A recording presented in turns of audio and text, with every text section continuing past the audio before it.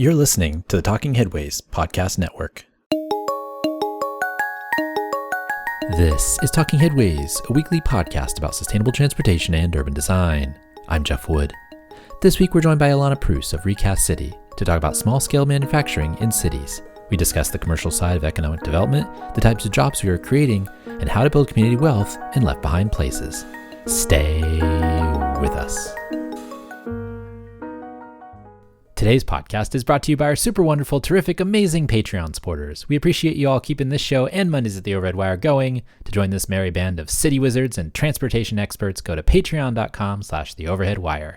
$2 a month gets you some stickers and a handwritten note sent with a cool train station stamp. $10 a month gets you one of our transportation scarves. We've also got some bonus material up there, so check it out if you haven't already. And speaking of scarves, the heavyweight net bike scarf is back in stock. I'm also going to make a concerted effort to make some new designs, but if you want to get one of the Buster Bike scarves or the Lightweight Bike scarf now, visit theoverheadwire.com or support us on Patreon. And if you'd like to support the show in other ways, you can buy books at the bookshop site, bookshop.org/shop/theoverheadwire, or find our Cars Are Cholesterol merch at bit.ly/carsarcholesterol. For anything else, including the Town Planning and Practice audiobook, visit theoverheadwire.com and definitely sign up for the almost 20-year-old daily newsletter. Or you can just keep listening and enjoying the show. We appreciate that too. You can also find us on Blue Sky, Mastodon, Threads, Instagram, Flickr, YouTube, Substack, and LinkedIn if you want to connect, usually at the Overhead Wire, but with Flickr, it's Transit Nerds. Some great stuff coming up, so keep on listening and enjoy the show. A quick note for Patreon supporters. I've set up an ad-free podcast RSS feed at Patreon. This means if you want to listen to the show without ads or promotional episodes in your podcatcher of choice, you can do so by heading over to your Patreon account and getting the feed there. I'll post instructions in the show notes of how to do it. And if you aren't a Patreon supporter, you can do so by going to patreon.com/theoverheadwire. Even just $1 a month gets you our podcast free of outside ads. That's patreon.com/theoverheadwire. Illana Preuss, welcome to the Talking Headways podcast. Thanks for having me here today. Thanks for being here. Before we get started, can you tell us a little bit about yourself? I am a person who's always loved great places. I grew up wandering places, and when I decided on something to study, I went into city planning and worked in economic research consulting for real estate. I did federal work in smart growth, and then was the vice president and chief of staff at Smart Growth America. And then 10 years ago, a little over 10 years ago, I started my own business called Recast City, where we work with communities to bring small-scale manufacturing businesses into downtown and other redevelopment projects and economic strategies. So what led you to that specific niche? Because it's very particular, right? It is very particular. I seem to be very particular. I worked in the smart growth field for a long time on housing and transportation. We were promoting housing choice. We were promoting transportation choice. I worked on the Transportation for America campaign. We were really promoting investment in transit. And through all of that work, I realized that we kept talking about creating great neighborhoods and benefiting people in different neighborhoods. But at the same time, we didn't talk about what else it meant to create great neighborhoods. And at the same time, wow, this is like 12 years ago now, I was getting involved in the maker movement and watching the maker movement, which was promoting access to tools and education around making things and really making it sort of demographically and democratically accessible, that everybody should know and feel like they can make things using tools. It was very popular, and it had been around long enough that we were seeing businesses grow out of the sector, both technology businesses, but also artisan businesses. And I thought that there was a something there. So I explored this question about what kind of small business, there's this world of entrepreneurship going on, what kind of small businesses make the biggest difference in neighborhoods to create a place that people love to be, that benefits the people who are there now, but also one that creates a resilient local economy. And I landed on small-scale manufacturing, also called product businesses, anybody who makes a tangible product that you can replicate or package. And I realized that it solved a lot of these questions about how are we creating entrepreneurship and good-paying jobs alongside the things like housing and transportation that we were already paying attention to. Honestly, I always love trying to figure out the puzzle that nobody else is playing with. And that was part of what gravitated me in this direction, is to say, well, We have a lot of people working on housing and transportation. Great. I'm going to work on a different part of this broader community development puzzle.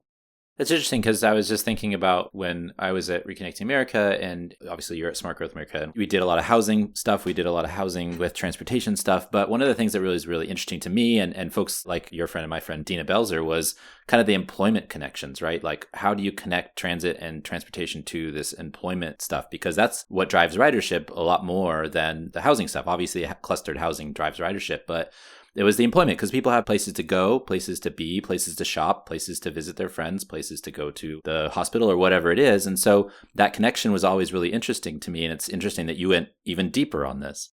And Dina is a huge influence on it early on. I love that you bring her up as well. The thing that I learned from all of our transit-oriented development work was exactly that piece of, there are some destinations that are just about jobs. But if we only say jobs, housing, balance, and we never talk about who's helping grow those jobs, who's benefiting from those jobs, who owns those businesses, then we're not thinking comprehensively about the places that we're making. We're just sort of waving a magic wand and saying somebody else will take care of the housing, or somebody else will take care of the businesses. And, at a city level, in many ways, we are siloed. Economic development is often separate from housing or transit. But the reality is the way that a place is made is not like that. It really all comes together. And one of the ways I started talking to people about it, we've done all this work around TOD and mixed use. And I was certainly one of the people that ran around the country saying, mixed use, put it everywhere. We still spread the retail like peanut butter. And we displaced a lot of people because we didn't build enough of it. The prices went up, right? There's lots of factors of why displacement happened. But we also weren't thinking about the end users of all of the different kinds of spaces. And one of the things that I really love pushing people to think about now is, we're going to have ground floor retail. Who do we want using those spaces? What kind of space do they need? What can they afford for those spaces? And then let's reverse engineer the pro forma. And this is a lot, it is from the economic analysis of these real estate projects, of really figuring out how do we, in fact, get the thing out the other side that the neighborhood needs. Yeah. I want to get into that discussion about manufacturing and what it is, because I feel like some folks might have an idea in their heads when they hear manufacturing, like, what does that actually mean? And you mentioned earlier about the small things that it could be, but I kind of want to go into more detail about that because I think it's an important kind of starter to our conversation. So when I talk about small scale manufacturing, I am talking about any business that creates a tangible product that you can replicate or package. One of my shorthands for it is hot sauce, handbags, or hardware. Sometimes it's easier to think about it as artisans to advanced manufacturing. So it's everybody who's making stuff, which has really grown exponentially over the last decade. If you think about all of the holiday pop-up markets and the people who are the amazing artisans selling things there, if you think about the manufacturing that is exploding all over the country, that's doing domestic component creation for the aeronautical industry, right? So we have this happening in all different ways. Direct to consumer and part of our domestic supply chain has plenty of challenges, but it is growing across the country. And what most people don't realize is that they're mostly under 50 employees. In fact, most of them are under 20 employees, which means that they're fantastic neighbors for the most part. They're modern manufacturing, they're clean, they're quiet. And if they put tools in the windows, they're really cool to walk by and see things being made. And so we work with communities to identify what are the small scale manufacturers that are in their community today and what do they need to grow and to thrive in that community. And it's this hidden economic engine in every community. It doesn't matter if we're working in downtown Atlanta or a small town in Colorado, population 600 people. People are making things and selling them. And so how do we build up that part of our economy? And how do we then work with those businesses to create these great places that we know every community deserves in their downtown, in their neighborhood, Main Street, wherever it is? It's interesting because I feel like that description of manufacturing doesn't fit into like how we've generated like the code base or the land use ideas of what we think goes where. When we think of some manufacturing, we're like, oh, some plant that's on the edge of town, right? But it's actually something that fits into something that we never really accounted for in the way that we plan cities. Well, if we think about form-based codes, right, if we're saying anything that can fit into this space is allowed here, right, at the most basic level, that's what we say form-based codes are. Whether or not they are or not is a different question.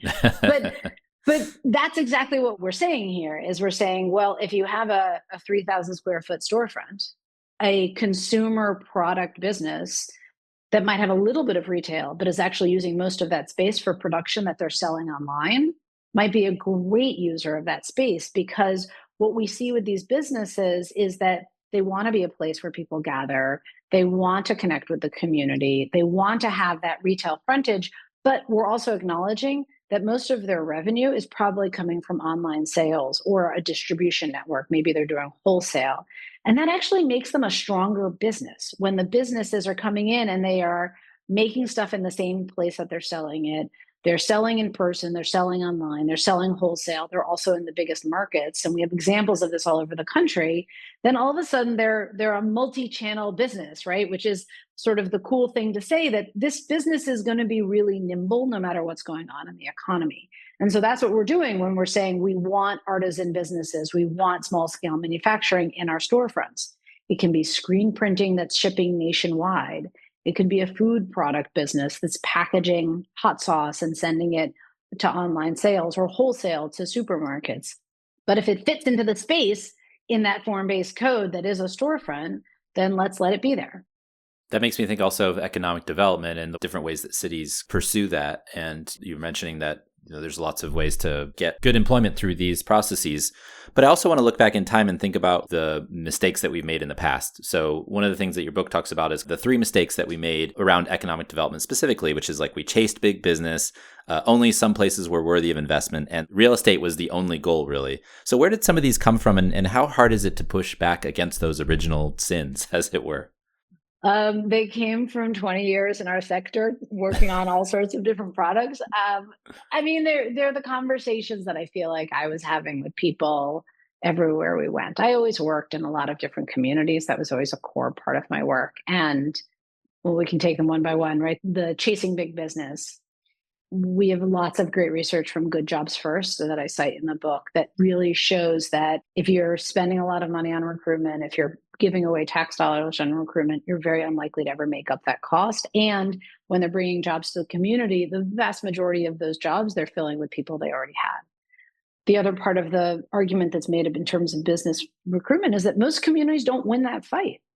And so what is everybody else doing in terms of economic development or economic mobility or creating good jobs or good business ownership in the community? Everybody else needs a solution, even if you're not one of the places that wins one of those fights. So that's one piece of it.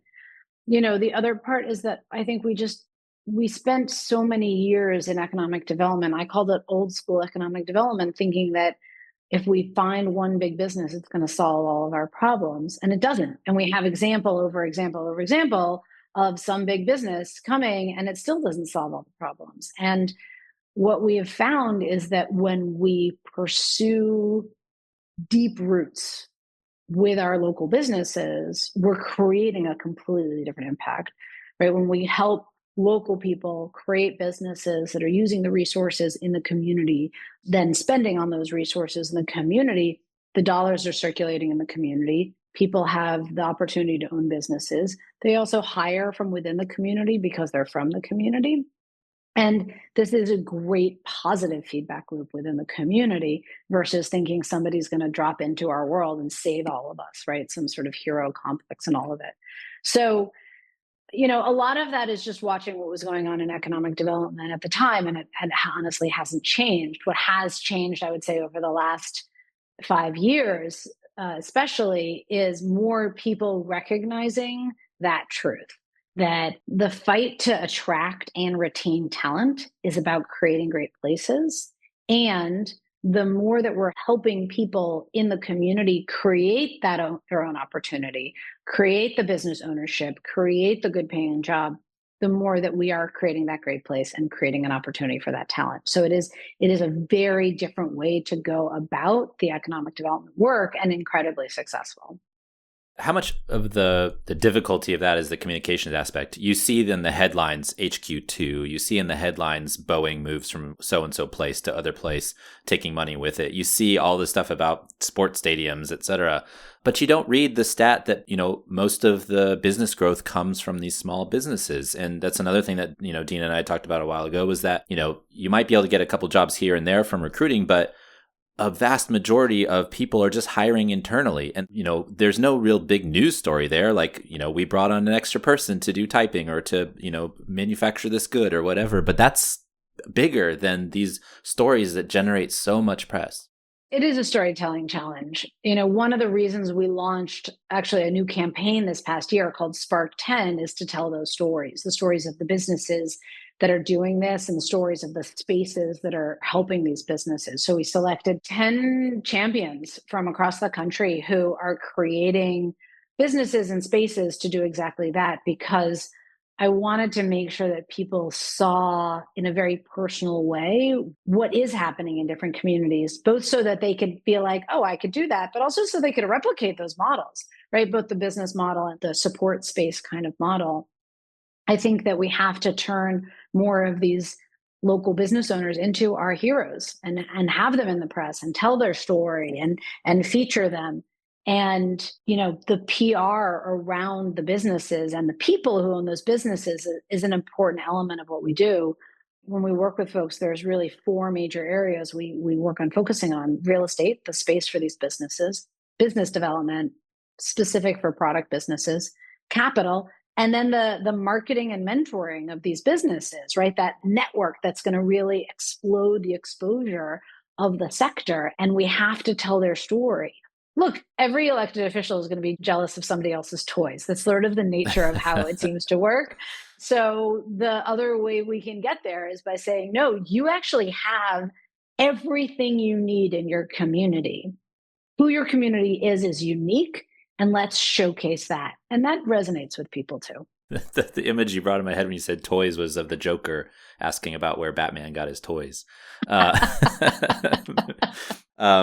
You also talk about networking. That's something that I found really interesting too, is like getting all these folks together to talk to each other, and something you see sometimes where, you do roundtables and things like that. And I think that's interesting. Part of it too is maybe actually getting people together to like help each other that maybe didn't talk to each other, but should. Yeah, there's great research out there that showed, especially in time of emergencies, the business owners who have strong connections to other business owners are twice as likely to succeed. And in the tech sector, we've spent years networking our business owners and our entrepreneurs. So let's take the lessons and apply it to this business sector. Let's bring them together. Let's make sure that they have mentors who are from their sectors. Let's make sure that we're providing them with the direct assistance together that they need. It's one of the reasons that I'm a real advocate for cohort programs, both for city leadership as well as for small scale manufacturers, because I think that not only group accountability, but knowing that other people are going through similar challenges is really strengthens what you're doing, to know that, oh, I'm facing this challenge in my business or in my city, and I can talk to somebody else not only facing the same challenge, but we each have nuggets we've figured out that we can share with each other. Many steps before something as official as a mutual aid society, those are also popping up all over the country right now. But even just that informal personal network, there's a lot of considerations around who has access to which people. And if your population is part of the geography that hasn't had access before, or if you're from a community where access has been removed or hasn't had access for a long time, being really purposeful about knitting those connections together again can be incredibly impactful. And that goes to something else, which is, how much of this is an idea about creating, belonging, social capital, ties to the community as a whole. Yeah. I mean, we have decades of breaking the trust of communities, especially in the world of planning and city development. I was just talking to somebody about, what we've done is we've really extracted resources and people from a lot of communities, urban and rural. How do we turn it around and say, actually, this is a great place. This place is valuable. And I want to help you see the value in this place and turn it into what you envision it should be. I shouldn't be the one telling you what it should be. You can tell me what you see, and then let's ground truth it with business owners in your community. And that's a lot of what we're doing with folks with the Recast City method, is really learning from business owners in the community, part-time and full-time business owners in small scale manufacturing, to say, where are you today? What do you need right now? What's working really well? What's challenging about it? So that the answers, the solutions that we're creating are very much in response to the challenges and the gaps that we're identifying in that community. What we've done very often, and this is true of the entrepreneurship community too, as well as the economic development community, is saying, we have a solution. Now let's figure out what problem we're solving with that solution. And then nobody wants that solution because there's actually no market demand for that solution. So we're de-risking the investments by saying, let's actually go do the user research like technology businesses do and understand what's going on in the community and then solve for those problems. What are some of the major barriers when people say they want to, follow this path? What are some of the major barriers to actually implementing it once they figure out, they go through the research, they figure out what people want? What are some of the things that keep them from moving forward? So, the first step is understanding what do the small scale manufacturers in the community need, and then figuring out what is in fact going on in the real estate and business development capital sides of it. The biggest barriers in most community right now is real estate. So access to affordable space that is in a state of good repair. A lot of our smaller communities have pretty large commercial properties in their downtown that somebody has sat on for a long time, sometimes for generations, and allowed to decay, and is going to take a boatload of money to bring back into use. And, vacant properties suppress surrounding property values by 20%, right? It's like having a dump in your downtown. And so figuring out how to pull together the financial resources to either get a hold of those properties and to renovate those properties or to partner with the property owner to do those renovations is a pretty big barrier in a lot of communities right now. The other major barrier I would say is that most communities have never thought about small scale manufacturing. And so they don't have the same infrastructure, to say it in a wonky way. They don't have the ecosystem in place for those kinds of entrepreneurs. And so there is no business development program. There's nobody on the capital side who understands small scale manufacturing at all. They don't have all of the core steps that we have for the sector, like tech sector, where lots of people understand it and see the value proposition in it. And so we have to build up all of those capacities in each community. It feels a lot like the housing discussion in some ways. You have the banks that understand certain products, like the single family home or the 5-story building, on a podium, but they don't understand all the little nuances in between. I was thinking also about when I got my house and I had to get some insurance, I tried to get insurance from places all over the country, and they're like, "What do you mean you don't have a garage or a car? What do you mean that you have a 3-story building with an apartment on top?" It doesn't make sense to them because it's not the standard. And so I feel like that's kind of discussion we're having in housing, but it also seems like a discussion that you're having as well. Yeah. I mean, we spent decades demonizing manufacturing, right? I mean, the 70s and 80s and 90s, it was manufacturing's dying, manufacturing is dirty. We had it in movies, we had it in TV shows, and we had federal policy, right, that really pushed it offshore. And in the last decade is when this resurgence is coming, but we don't have the systems in place anywhere to really support it. And there are fits and starts in this in pockets all over the country where people are trying to figure it out on their own. But it's a lot of re-education, and it's a lot of that storytelling we were talking about, right? The more that we can say, Baltimore has all of these different amazing small scale manufacturers. Here's the story of 3 of them and how they're wildly successful from an economic perspective, and connecting that to the capital stack community, the more that they're going to start connecting with it. But it takes a lot of educating. What are some of the excuses you get from folks that are skeptical, that need the education? What are the excuses I get from people? That's a great question. I guess there's a few factors that come in. One is from an investment standpoint, people only see it as high risk, mostly because they don't understand it, or it's not going to be fast growing like venture capital wants. So people aren't looking for an exit. They want to grow these businesses and hold on to them. So they need a different investment strategy than what venture capital is interested in, which is fine. There are solutions. People just have to be open to them.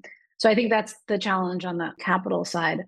On the other side, I think there are a lot of people in economic development who discount small businesses at the most basic level. Anything that has under 50 employees, they're going to assume is going to be too small in terms of an economic impact, when in reality, when we can put these businesses into storefronts, the economic impact of having places that people want to walk to again, that's going to draw foot traffic, it's going to make people feel welcome, it's going to have this positive feedback loop that our economic impact analyses sort of suck at measuring. And so our models aren't up to what we need in most places to really understand the impacts of these things. And a lot of economic development authorities are only built on the basis of recruitment. That's so interesting because like the term small business itself is usually political gold, right? It's Yeah, like small business is this and small business is that, but then they're not treated as political gold in the end. absolutely. And the amount of money in a community that goes to the locally owned small businesses versus bigger recruitment dollars is night and day. I mean, it's a small percent of what's put out in most communities.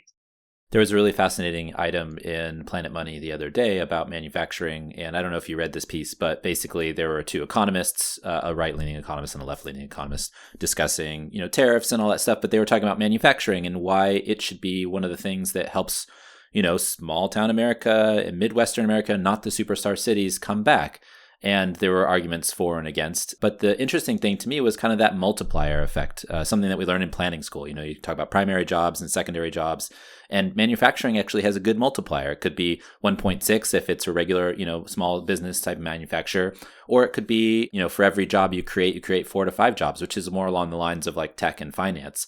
And so I think that's an interesting kind of discussion to have is like, how much does that manufacturing induce more jobs in the community, help communities grow over a long period of time? But also, can it make manufacturing something that helps cities grow that want to grow that maybe haven't in a while? Yeah.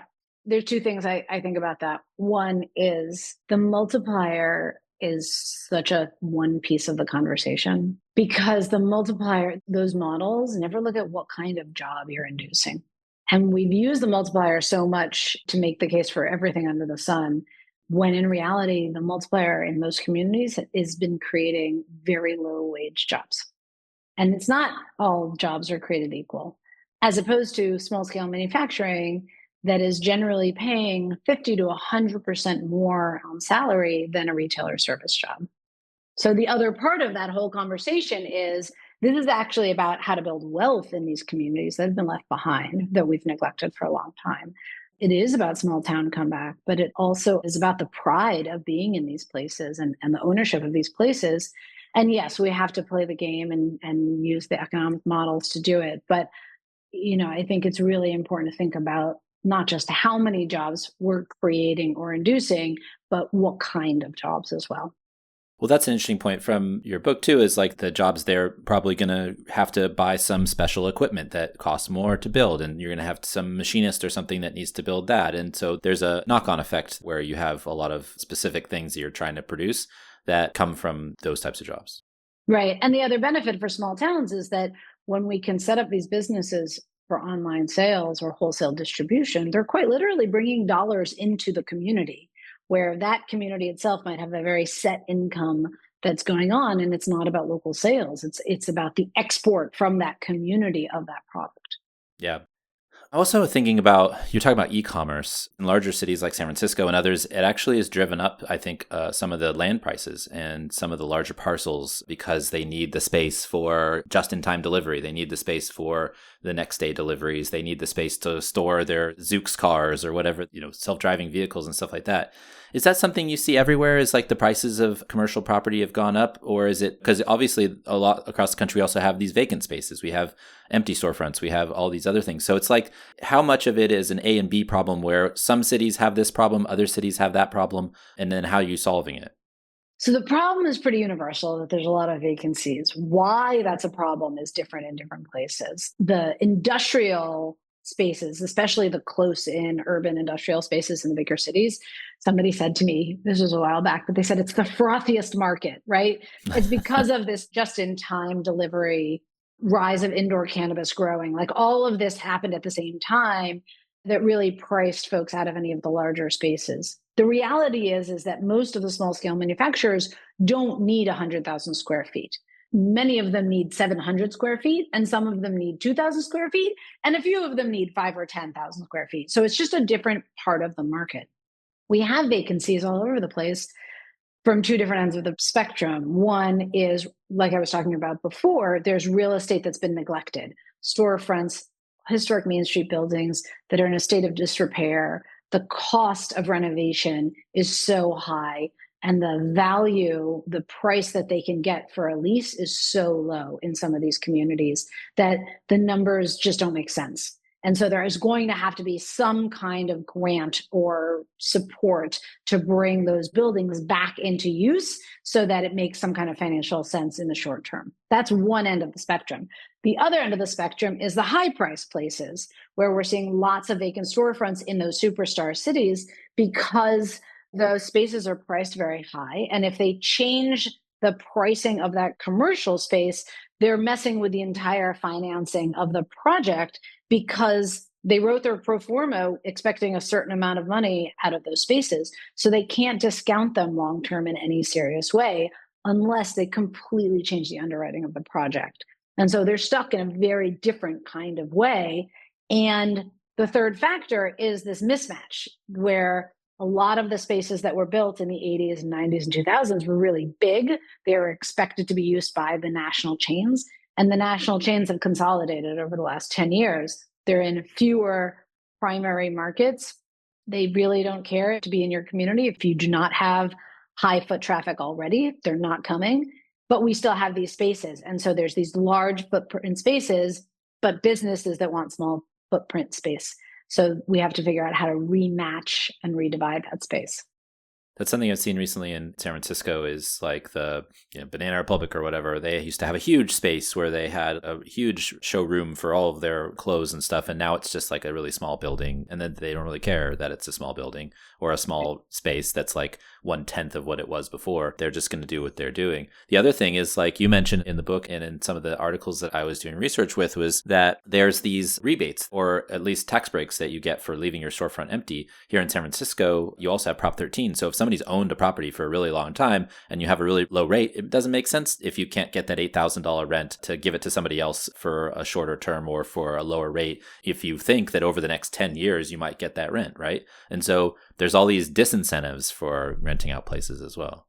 Absolutely. Absolutely true. And, part of what I always try to work with communities on is how are we creating a stick and carrot situation? Are there policies that we can put in place, like a vacant properties tax, that actually makes it cost prohibitive to sit on vacant properties? And at the same time, are we creating programs that help people who want to make the investments in the space make those investments, supportive financing, some kind of matching grant, and doing both of those things to really push those properties back into use?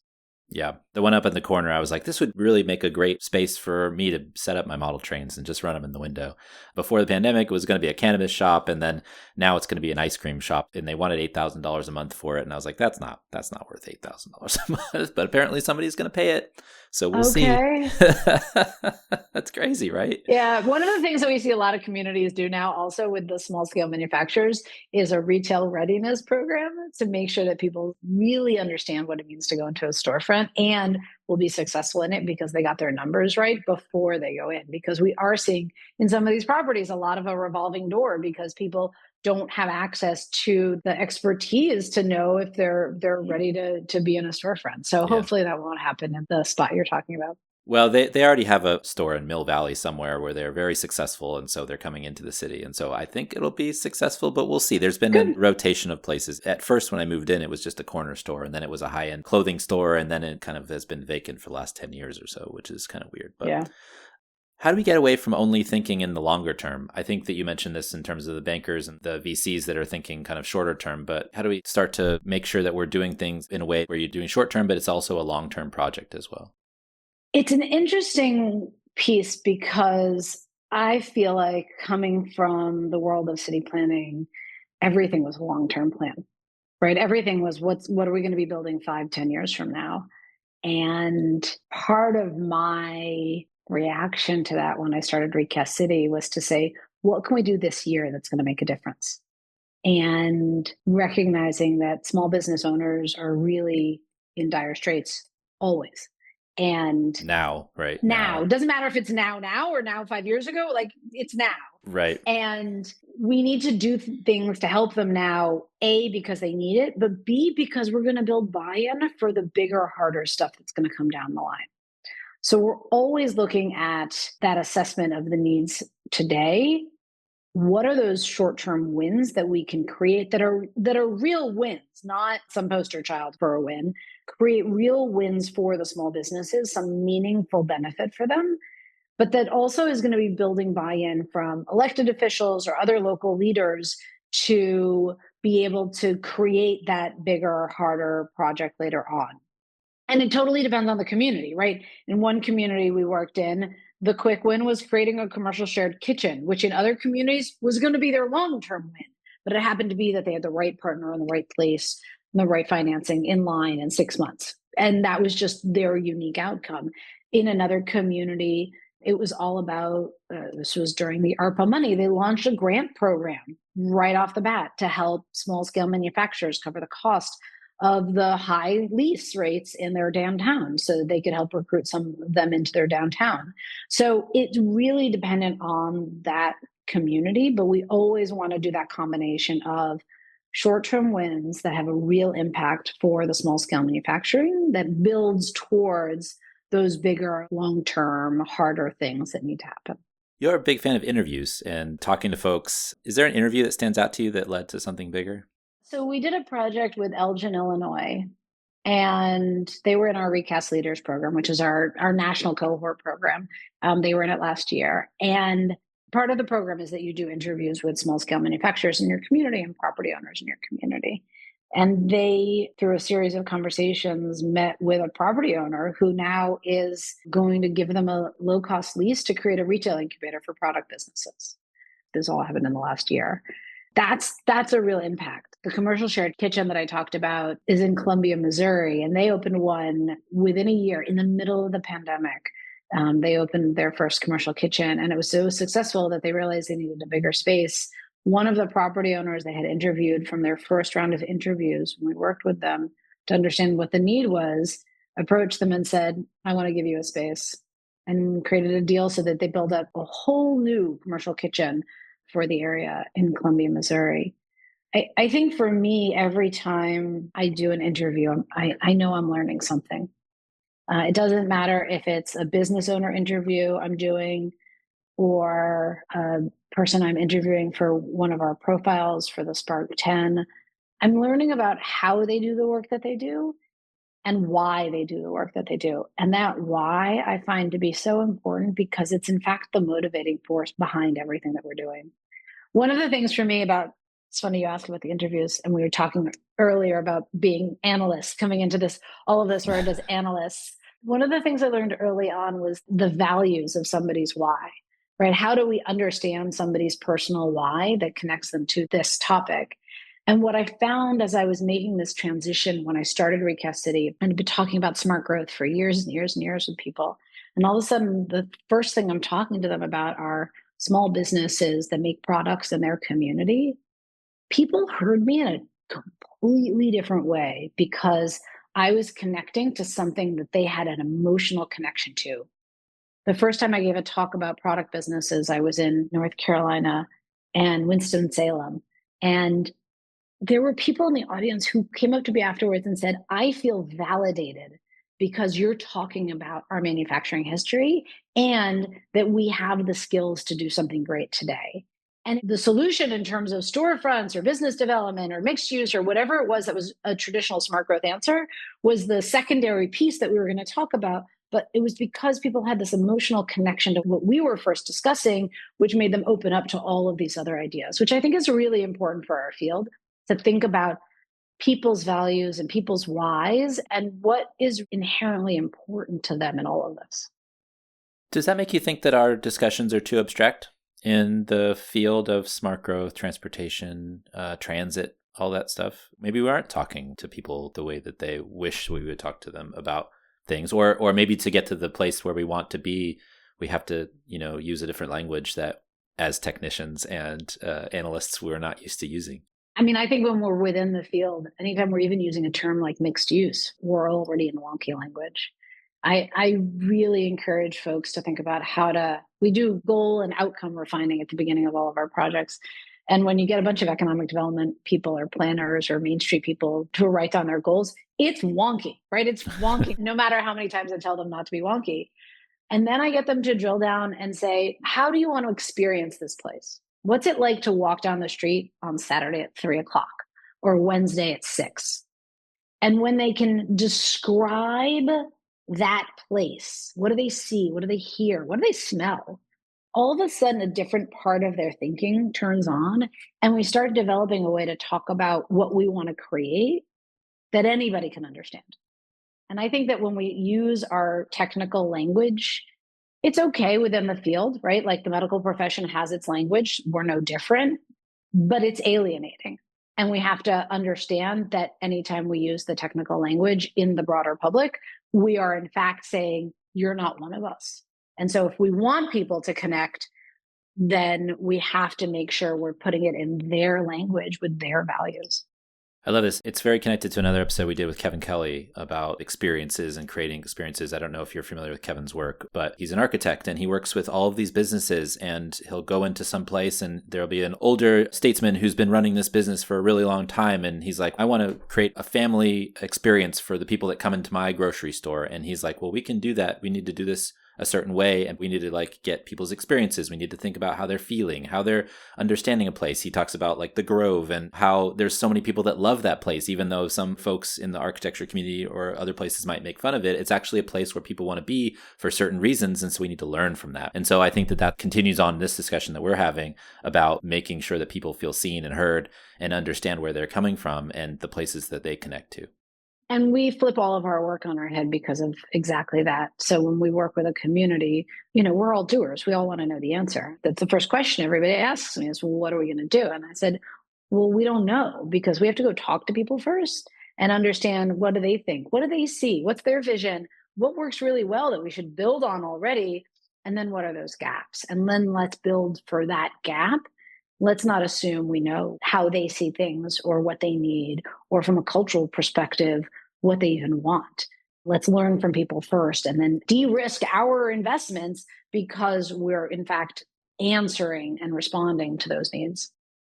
Another thing that was interesting to me too, along those same lines, is how a lot of the folks that are doing this stuff are hidden a little bit. They're folks who have this dream about opening a storefront, or they do something and they think, oh, this would be fun, but they're hidden from the people who, if they saw them, they would say, come into our space, maybe you can make this happen. And so I'm interested in that too, is how do you find the folks who are doing this work already?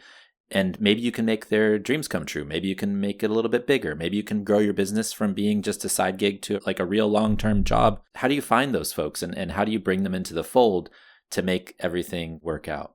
It's a big part of our work with folks is to find those business owners who have not been connected to any of the resources in the past. And we do that through the kinds of people I call connectors. Everybody's got a different name. I call them connectors with a capital C, because these are people who are known and trusted within a part of our community and who believe in the potential of that part of the community and want to do right by them. And so it's about breaking out of our existing networks, no matter who we are in the community, talking one-on-one with these connectors, and then working with those connectors to bring new people into the conversation. Because ultimately, when those small-scale manufacturers can meet each other, they're going to start figuring out how they can grow their business, or we can connect them up with other training programs or other assets. But you're exactly right. If we have to find them first. And so that is an enormous part of the work, is to stretch open our networks or to explode them so that we have this whole other world of people. And there's a lot of different ways we can go about doing it, but making it truly authentic to the community and its culture is a big part of it. And important to take that step back and think about, I'm talking all about these connectors and the outcomes. And at the end of the day, this is also about job creation and entrepreneurship and filling storefronts and successful real estate and creating a place that actually is renowned for being a great place, right? It's all the same things our elected officials or our appointees or our real estate developers are all trying to achieve. but it's coming at it from the people in the community to say, okay, let's lift up what you already know about your community that works or doesn't work and respond to that, all with an eye towards this business sector that really does create good paying jobs, create business ownership opportunities, regardless if you have any college or advanced degree experience. Doesn't matter what your history or your background is, fits into the storefronts that we desperately need to fill, makes people proud of where they are. It gives us all of these other benefits that in some ways have been intangible or have always been a one-off theory. It really starts knitting them all together. Can you tell me about the Spark scorecard? The Spark scorecard is a labor of love. The Spark scorecard is this really cool tool that we created to help any community leader, capital L, lowercase l. You can be appointed or elected, or you can be a citizen activist, to look at how are you doing in your community for the small scale manufacturing ecosystem, which is a really wonky way of saying, do you have the stuff in place to help your product businesses grow? It's 30 questions and some educational videos if you choose to watch them. And every step along the way, it's across these 10 different elements, giving you action ideas that you can pursue within your community. So at the end of the scorecard, you get a score, like a walk score for your small scale manufacturing ecosystem. But you also get a report that you can download that says, based on what I answered, here are 10 different things I could pursue. And here are the 3 I picked to start with. And you can use that to start organizing people in your community to support product businesses and the kinds of things that they need. And it's across real estate, business development, sport, capital, and PR and marketing. Awesome. You also have a book, Recast Your City, How to Save Your Downtown with Small Scale Manufacturing. Where can folks pick this up if they want to get a copy? You can pick it up through bookshop.org, Amazon, and if you want a bulk order, you can order it from Island Press directly, the publisher. Awesome. And where can folks find you if you wish to be found? You can find me at recastcity.com, or you can email me at Illana@recastcity.com. Awesome. Well, Illana, thanks for joining us. We really appreciate your time. Thank you so much for hosting me today. It's been great. And thanks for joining us. The Talking Headways podcast is a project of the Overhead Wire and appears first at Streetsblog USA. Thanks to our generous Patreon supporters who support this show and Mondays at the Overhead Wire. You can support the show as always by going to patreon.com/theoverheadwire. Sign up for our almost 20-year-old newsletter as well by visiting theoverheadwire.com or check out the show notes for merch or other opportunities to connect.